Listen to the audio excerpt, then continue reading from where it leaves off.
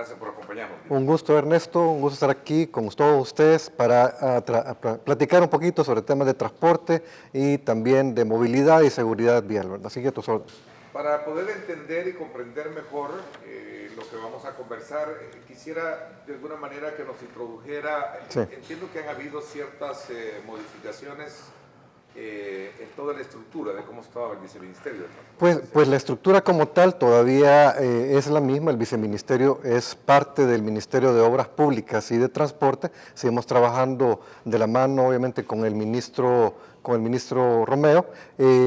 Ha habido recientemente un cambio de viceministro. El viceministro Castelar, ex viceministro Castelar, continúa en el viceministerio haciendo aportes en varios temas estratégicos, ¿verdad? Por otro lado, el nuevo viceministro ya está en funciones y en efecto lo que nos sigue insistiendo, el mensaje, la instrucción que nos reitera proveniente del presidente Bukele es proteger a la población salvadoreña.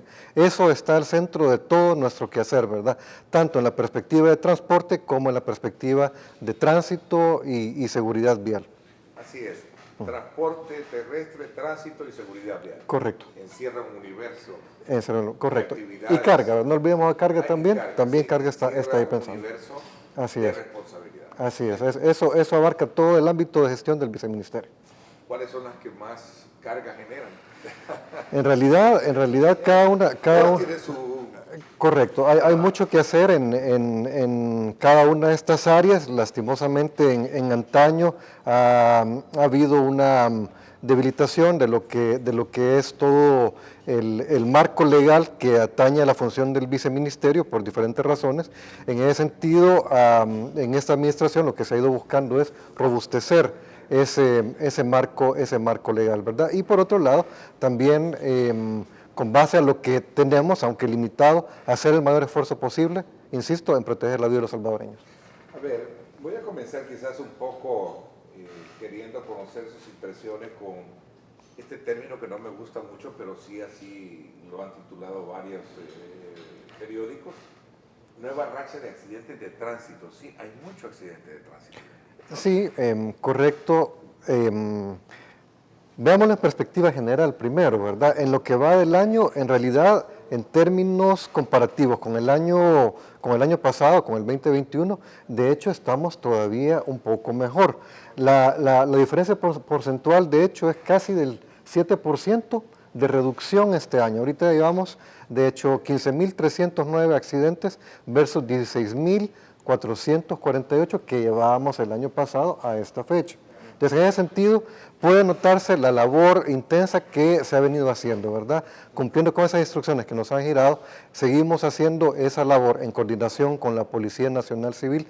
Este gobierno se caracteriza por esa coordinación interinstitucional 24/7, la articulación entre diferentes instituciones, y eso, como pueden ver, coadyuva a este indicador favorable, ¿verdad? Sin embargo, hay que admitir que todavía a nivel de lesionados e incluso recientemente un poco en los fallecidos, se nos está incrementando, ¿verdad? Es decir, están siendo un poquito más letales los accidentes, Ernesto, y sin duda vamos a entrar ya un poquito más ahí a discutir por qué de las razones, ¿verdad? Es que yo creo que poco a poco vamos a ir adentrándonos en ello. Correcto. Creo que más allá de las estadísticas y de los indicadores que puedan estar más favorables que antes, sí, lo que hay que ver es realmente cuáles son las causas. Y una claro, puede ser la distracción, bueno, lo hemos hablado en varias ocasiones, sí, creo que con otros funcionarios, que tienen que ver mucho con la distracción, el factor de la distracción. Ahora nosotros tenemos proliferadamente un aparatito que funciona no solo en el volante, sino que también en todas las unidades. correcto, Ernesto. Tenemos también la irresponsabilidad de correr en carreteras de manera abierta que no lo permiten. Correcto. ¿Verdad? Así es. Ignorando de que hay indicadores de señales que nos dicen a cuánto se debe de correr. A eso se le suma una camándula también de irresponsabilidad. Correcto. Que hay. Me están pidiendo una pausa y entramos a hablar de De esto acuerdo. cuando regresemos. Ajá. Gracias por estar con nosotros. Son las 7:32, 7:32. Hoy estamos haciendo una evaluación acerca de la importancia que tiene de conocer este nuevo enfoque que se le está dando a el tratamiento de cómo prevenir los accidentes de tránsito, que de acuerdo a las primeras cifras o estadísticas, pues sin duda algunas representan una baja, pero eso no tiene que detenernos desde el punto de vista de acomodarnos y decir, bueno, sí, más o menos. Lo que pasa es que alrededor de todo esto hay que ver las causales que provocan los accidentes, y yo creo que en esa parte, con el ingeniero Raúl López, director general de Transporte Terrestre, nos habíamos quedado para conocer cuáles son las causas en su mayoría que provocan precisamente. Así es, así es. En efecto, los indicadores a nivel global del año han sido positivos, pero no podemos dejar de admitir que este último trimestre obviamente es complicado, ¿verdad? La actividad económica también se dinamiza por el cierre de año, y eso eleva, por supuesto, el número de viajes y potencialmente también el número de accidentes. Las causas, Ernesto, siguen siendo las mismas, de hecho, ¿verdad?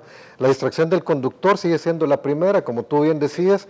En efecto, estamos viendo que el celular es una de las causas que tienen mucho que ver con esta causa de forma subyacente. Un par de segundos, un par de milisegundos de distracción en el celular, contestar el teléfono, contestar un mensaje, hacer uso de las redes sociales, Ernesto, ¿sí? Puede ser realmente la causa de un accidente muy fuerte, ¿verdad? La invasión al carril también, sin duda alguna, tiene que ver mucho con este factor, ¿verdad? Y no respetar las señales de tránsito, sin duda también hay algún nivel de involucramiento ahí. Les voy a dar ahorita las 5 primeras: distracción del conductor, invasión del carril, no respetar las señales de tránsito, no guardar la distancia reglamentaria y la velocidad inadecuada. Velocidad, sin duda alguna, está involucrado en todo. Quisiera darte también ahí un poquito de lo que es un dato interesante de la relación de la velocidad con lo que es también el tema de lo que es la letalidad de los accidentes, ¿verdad? Si me permiten un segundo. Hablando de lo que es el riesgo de muerte de un peatón, si hablamos de que la velocidad de impacto en kilómetros por hora es de 60 kilómetros por hora, el riesgo de muerte de un peatón que sea impactado es del 95%. Si estamos hablando de que el vehículo va a 40 kilómetros por hora, el riesgo de muerte disminuye a un 32%. Y si el vehículo se mueve a 30 kilómetros por hora, el riesgo de muerte disminuye a solo el 10%. En pocas palabras, si uno conduce a menor velocidad, un accidente es menos letal. Tal y como se llama accidente, no hablo de una provocación, sino Correcto. Un accidente puede ser menos letal para la persona. Así es, pero si tú puedes ver por las causas, todas son evitables. Entonces ya ni siquiera podemos hablar de accidentes, porque realmente estos incidentes, estos siniestros realmente pueden ser evitables si tomamos las medidas adecuadas de prevención, ¿verdad? Curiosamente, manejar en el estado de ebriedad no es ni la primera, ni la segunda, ni la tercera, ni siquiera la quinta razón de la accidentabilidad en el país, sino que es la octava. No obstante lo anterior, por supuesto, el alcohol. O sea que la primera viene siendo la distracción. La distracción al volante. Insisto, manejar en estado de ebriedad es la octava causa. Sin embargo, obviamente no queremos gente que en la calle que maneje temeraria. Pero las incidencias claras son exactamente. Si nos asustamos, nos asustaríamos de ver una persona con una cerveza en la mano en el vehículo, deberíamos tener la misma reacción si vemos a una persona con su celular en la mano en el vehículo, porque los efectos en términos de accidentes son mucho mayores. Entonces, va el llamado a los amigos televidentes y los que nos ven por el resto de medios, de que no hagan uso de este dispositivo, ¿verdad? Todo puede esperar, aunque sea urgente, puede esperar esa llamada, puede esperar ese mensaje, y definitivamente las redes sociales, ¿verdad? Y otro elemento para coronar este tema es, pongámosle atención, y digo pongámosle todo aquí, vamos a involucrarnos todos, claro. Porque, ¿verdad? Más de alguno puede decir que nosotros no, todos estamos inmersos en el problema como también en la solución. Cuando vayamos en carretera, veamos la carretera, la señal que nos indica de cuál es la mayor velocidad. Velocidad. Correcto. Si es que tiene también la carretera, porque también hay un problema de señalización hoy en día. Ok, sin embargo, Y no es responsabilidad del peatón, sino que también de la autoridad. Completamente. Nosotros desde el BMT, Fovial, FONAT, estamos haciendo todo un esfuerzo de hacer toda la señalización y de actualizar en aquellos lugares donde se ha deteriorado en antaño la misma para poder demarcar correctamente esa velocidad máxima. Como tú bien dices, cada tramo de carretera, cada porción de calle, tiene esa señalización, uno porque hay una ingeniería involucrada en el diseño de cada parte, ¿verdad? Si sobrepasamos esa velocidad máxima, posiblemente estamos sobrepasando las especificaciones técnicas que se han fijado para poderse movilizar o desplazarse en esa calle. Entonces, sencillamente, vamos a estar expuestos a un accidente. Podemos intentar violar la ley de tránsito, pero la ley de gravedad es una ley universal, ¿verdad? No la podemos violar. Entonces, si nos excedemos en esa velocidad, por supuesto que nos exponemos a este tipo de accidente. Aquí hay otra pregunta que me parece que es importante colocarla en la lectura que estamos haciendo con su presencia acá en nuestros estudios, director. Sí. Ernesto, hoy en día se han hecho un endurecimiento de las leyes de tránsito para los conductores de automóviles. Correcto. Sin embargo, es importante que esta mañana se lo traslades a tu invitado para que él abandere un proyecto de reformas más drásticas y duras contra los motociclistas, que son los abusadores hoy en día número uno de las calles. Bueno, yo creo que no podemos... Este tema es importante y lo voy a decir porque esto nos pasa cada rato. Claro.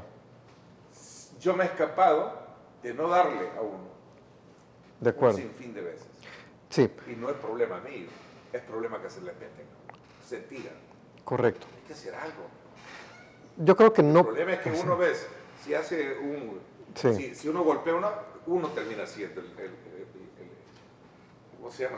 El responsable. Sí. Yo creo, Ernesto, que no podemos satanizar a solo una parte de todos los conductores, ¿verdad? Yo creería que ¿Tú, que sí? Yo creería que sí. Yo creo que... Los deliveries que andan en la carrera, entregando sus cosas. Hay un tema ahí, obviamente... Me refiero a eso, o sea, a generalizarlo desde el punto de vista de ese rubro. No, te comento algo, hemos tenido un 18% en promedio anual de incremento del parque de motos en el país, ¿verdad? Y eso aunado a que no todos los motoristas tienen su licencia, es un factor. Como tú bien dices, hay muchas personas que en efecto, al no estar debidamente capacitadas para manejar este tipo de vehículo, obviamente ponen en riesgo su propia persona, sus acompañantes, los otros automovilistas, o se exponen a ser ellos víctimas de algún tipo de siniestro, ¿verdad?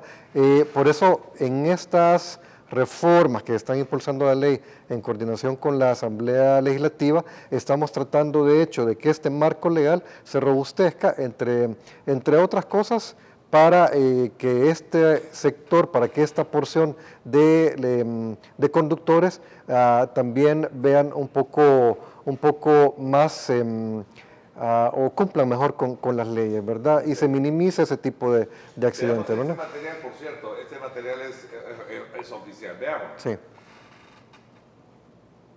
Veamos, ahí están imponiendo una multa a un motociclista que no solo va acompañado de su esposa, sino que también lleva un niño. Obviamente Correcto. las necesidades Sí. apremian, pero, o sea, no sé. ¿Qué explicación tiene?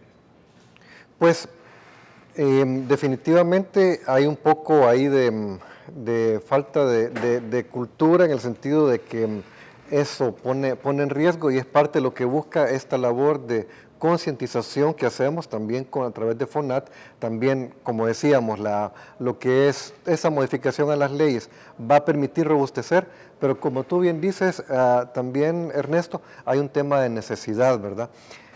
En la medida en que se distorsiona o no funciona bien el sistema de transporte colectivo, la gente tiende a buscar alternativas. Y eso es realmente lo que vemos. El incremento en el parque de motos se ha debido a que lastimosamente en antaño el sistema de transporte colectivo como tal fue dejando de ser opción para buena parte de la población. Entonces, lo que estamos buscando a través de esta administración es que este sistema, el sistema de transporte colectivo, realmente funcione correctamente. Pero el primer paso era realmente viabilizar que fuera una opción, y ese es un tema de seguridad pública. En la medida que uno puede ser sujeto de asalto en un autobús, por supuesto que no va a hacer uso de él. Por eso es que desde el primer mes en que este gobierno estuvo en funciones, se comenzó a trabajar en el tema de seguridad. Así como a esta fecha, ya realmente los incidentes de delincuencia común, y si tú quieres también incluso lo que es el tema de extorsión en el transporte colectivo, básicamente se ha eliminado. Entonces, una de las primeras piezas, la piedra angular, diría yo, para poder hacer cualquier tipo de cambio en el sistema, ya se ha montado. Otra parte es lo que es el trabajo coordinado de las diferentes unidades, ¿verdad? Tú que conoces bien el sistema, claro, sabes que había mucho... Hablemos de ello, si quiere, cuando regresemos, vamos a hacer una pausa. ¿Cómo está el transporte colectivo de acuerdo, desde ese punto de vista? De acuerdo. Bien, gracias. Vamos a aprovechar estos minutos que nos quedan para seguir conversando con el ingeniero Raúl López, director general de Transporte Terrestre, y hablar precisamente sobre el tema del transporte colectivo, que es otra de las grandes, metas o desafíos que se han venido a lo largo del tiempo, teniéndolo como base de poderlo transformar para que este juegue un rol importante en la solución de la problemática que tenemos hoy en día para el desplazamiento y el uso de vehículos particulares que a la larga se transforman en un problema por el tipo de congestionamiento. Correcto, sí. Al no contar precisamente con un transporte masivo, tenemos que hacer uso de nuestros propios vehículos. Correcto, correcto. A ver, cuéntanos un poco sobre esa visión nueva que ustedes tienen. Nuevamente, a partir de que entró esta administración, la labor ha sido tendiente a ordenar el transporte colectivo. La instrucción que hemos recibido del presidente ha sido: trabajen en conjunto con los empresarios para ordenar el sistema de transporte colectivo, ¿verdad? Y obviamente también tenemos claridad en el ministerio que hace falta reactivar un transporte masivo acá en el país. Es por eso que desde el ministerio como tal se está realizando el proyecto de lo que sería un transporte masivo sobre rieles, pero en lo que compete al transporte colectivo, que lo que atiende la Dirección de Transporte, nosotros estamos, haciendo esfuerzos para reorganizar todo el sistema de transporte en la medida en que en efecto entre ya a funcionar un nuevo sistema de transporte público, transporte masivo, tener ordenado el transporte colectivo, tenerlo organizado como tal, funcionando debidamente, va a permitir una articulación más fácil. Ese es el éxito que tiene ese tipo de sistemas en otros países, ¿verdad? Que está todo realmente articulado. El transporte masivo se vuelve una columna vertebral a través de las ciudades y el sistema colectivo se articula alrededor de ellos. Pero mientras llegue ese momento, el transporte colectivo obviamente tiene que seguir dando el servicio.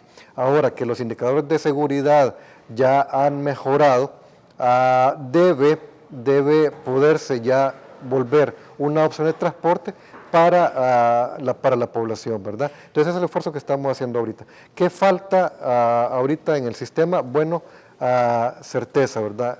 Certeza en la operación. En la medida en que nosotros logramos que la ruta opere de una forma consistente, entonces el usuario de esa ruta ya sabe que puede hacer uso de ella. Pero si no sabe el horario en que va a llegar su unidad, no sabe si va a haber asientos disponibles en esa unidad, por supuesto que el sistema entra a dar problemas, ¿verdad? Entonces eso es lo que estamos buscando. Te comento, en todo este tiempo lo que hemos estado haciendo es fortaleciendo el esquema de cajas únicas. Nuestro país, como muchos de los países en Latinoamérica, se caracteriza porque mucho del sistema de transporte colectivo está conformado por una gran cantidad de operadores pequeños. Entonces eso, para coordinar la operación, la vuelve un poco compleja, ¿verdad? A diferencia de países más desarrollados, donde tú tienes una pequeña cantidad de operadores en una ciudad, acá en El Salvador tenemos muchos operadores en las diferentes ciudades, ¿verdad? Entonces hay que trabajar para poder... Por la unificación del sector desde el punto de vista de evitar la atomización, que es lo que tiene gran parte del desorden históricamente se habla de la Exactamente, atomización del sector está completamente atomizado, pero en otros países, Brasil, Colombia, ha sido un éxito el esquema de caja única. El esquema de caja única, llamémoslo así, una especie de cooperativa, ¿verdad? Donde cada uno de estos operadores participa en este esquema, la recaudación entra a un flujo de caja único y se distribuye en función de obviamente, lo que entra y también los costos que están implicados en cada operación. Tenemos un problema ahorita. Las horas pico son altamente lucrativas y por lo tanto altamente buscadas por los diferentes operadores, ¿verdad? Hay un incentivo, en otras palabras, para que todos los operadores salgan en horas pico. Pero, ¿qué pasa con las horas valle, donde no hay tantos usuarios? No hay un incentivo real cuando el viaje ya no es rentable para que el operador salga en ese momento, ¿verdad? Entonces eso causa que haya una deficiencia de viajes a la hora que posiblemente algunos usuarios lo necesitan, ¿verdad? Esa atomización tampoco permite visualizar fácilmente las necesidades de unidades en cada una de las rutas, ¿verdad? Al tenerlo más organizado, al funcionar bien esa caja única, al tener información ya de forma centralizada que permita analizar tanto la demanda como la oferta, ya sí es mucho más factible hacer ajustes más finos a la operación de cada una de las rutas. Ingeniero, ¿el Citran es cosa del pasado?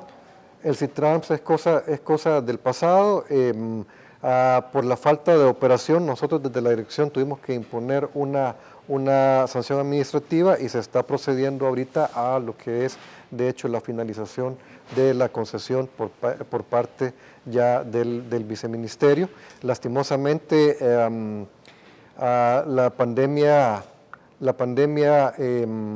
obviamente causó estragos financieros en toda la economía. Al no tener tampoco Citrams, el operador como tal, una buena salud financiera, obviamente esto terminó de complicar la operación y ya no pudieron reactivar la operación luego de que se abrió todo el sistema de transporte junto con el resto de operadores del transporte colectivo. Bueno, la verdad que era una de las digamos, proyecciones que se hizo en su momento. Lastimosamente perdió toda la perspectiva y entiendo de que ya no se tiene más que pensar o repensar en un nuevo proyecto. En un nuevo proyecto, correcto. Hay varios modelos que se están estudiando. Se están analizando desde el Ministerio de Obras Públicas y de Transporte. Hay un área especializada viendo este tema. Nosotros lo que estamos trabajando es tener listo toda la articulación necesaria con el sistema de transporte colectivo para cuando entre esto pueda funcionar en conjunto, ¿verdad? Hay temas ahí como toda la redefinición de recorridos que tendrán que tener las rutas, hay temas también como la articulación de la tarifa, ¿verdad?